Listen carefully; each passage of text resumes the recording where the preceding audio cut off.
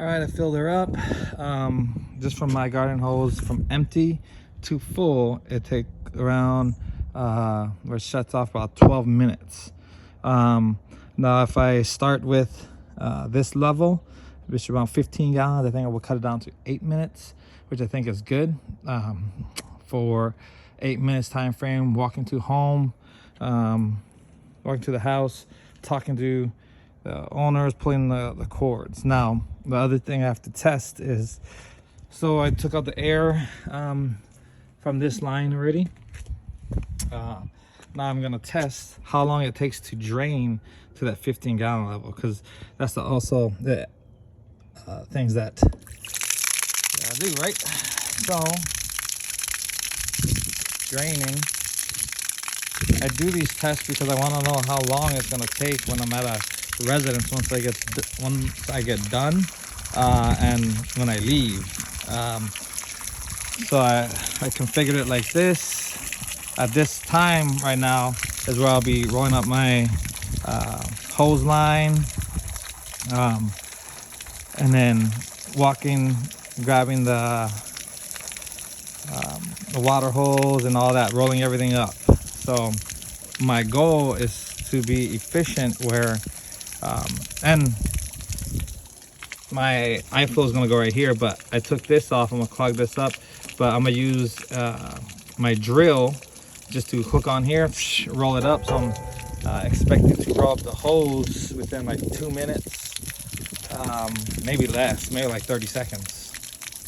We'll see. 30 seconds to 2 minutes max to roll up the hose, and then the water line additional about 30 seconds. I'm gonna hand roll this because I'm just gonna be using the G-Flow, what is it called? I forget the name of the hose, but super lightweight. Just unplug it, roll it up, hand roll it, because it's so light and flexible. It doesn't affect the flow, even with bends when up top, how I have it. Because currently I have it coming out like this, but I'm gonna end up putting a small attachment, another pipe, and making it straight up. I think it'll be better. I used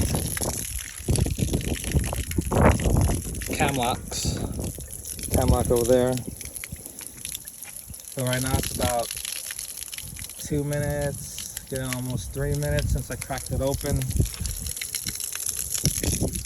But yeah, it looks like I'll be able to get down to the level right around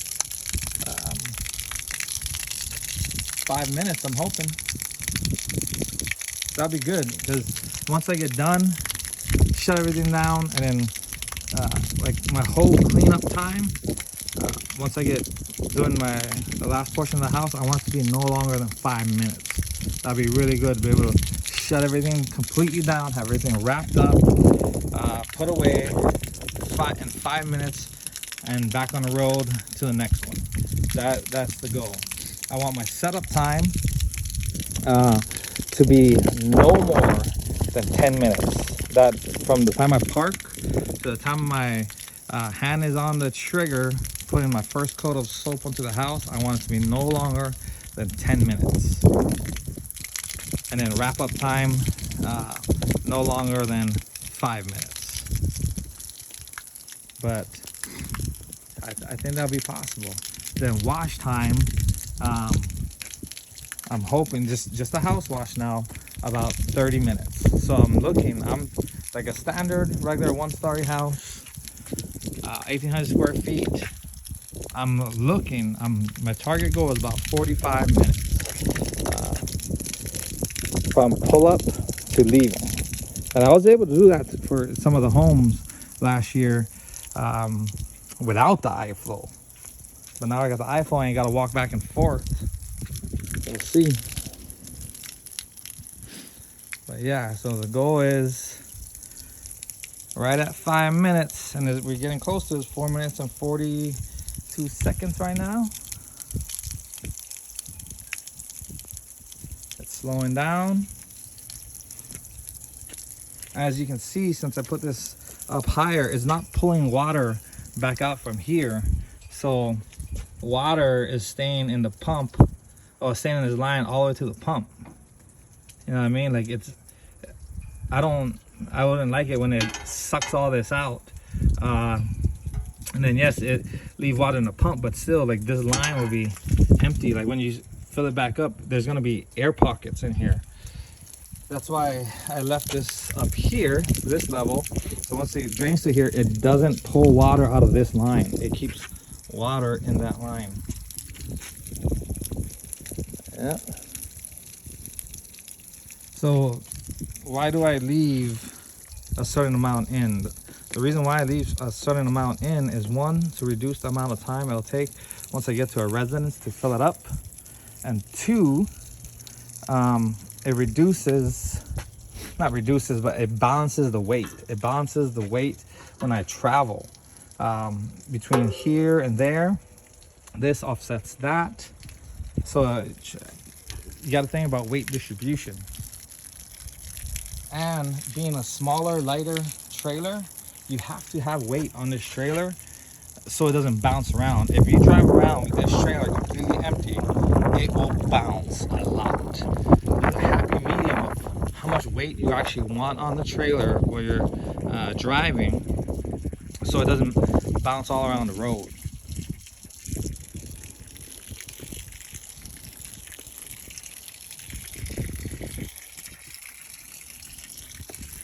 But yeah, so this afternoon I'll fill the oil up in here and in here.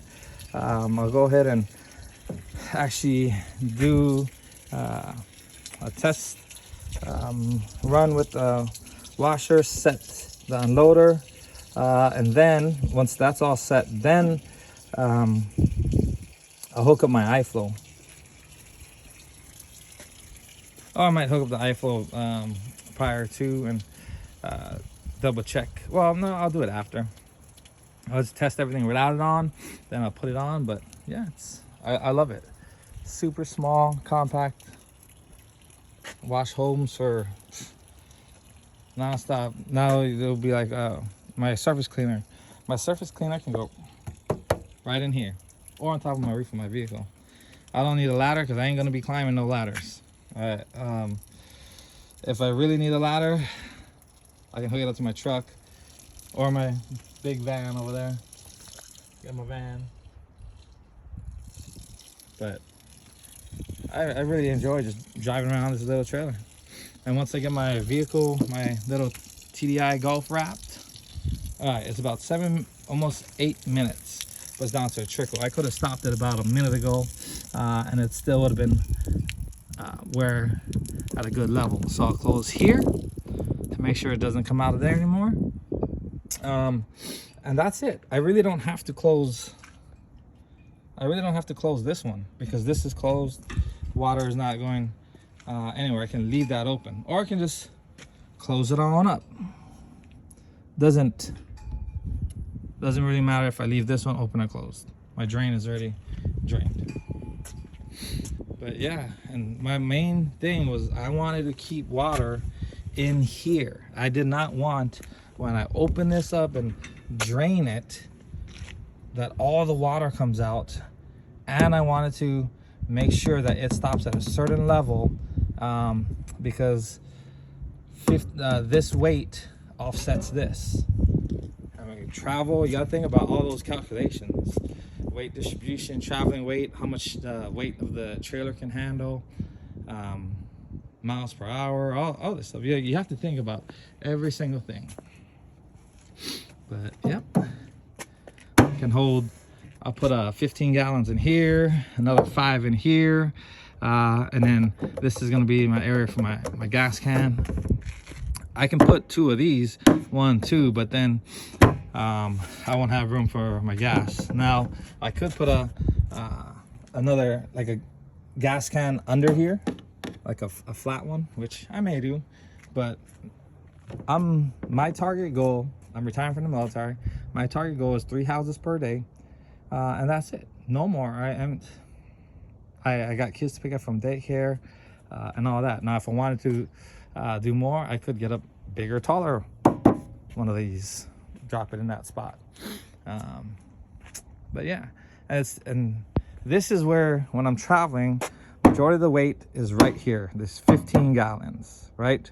And then how much ever water I keep in there, which is going to be between about 10 to 15 gallons. So this is where the weight is coming from. That's why I put the bigger one, the chemical one, which I'm going to be traveling with more weight, over the tires, because that's where I want the load of the weight to be coming from. And then I try to, this is centered slightly, but slightly to the right. You see, from here, this is the center. It's slightly to the right, so I can apply weight on this side as well. And then right here, I'm gonna put an ammo can box, and then in the ammo can box, it'll have my guns, tips, and all that. So, and some tools and parts. But the ammo can box will come to out right here. Pop it open, grab the stuff out. But it's a work in progress. Gonna run all the tests. As far as at working, driving, and being able to pull at 55 miles an hour for a whole season, that's already done. I did it last season, but it wasn't set up like this, so I'm not worried about that. Now I'm setting up more functionally, and you can do it all day. Tow it around with a small car.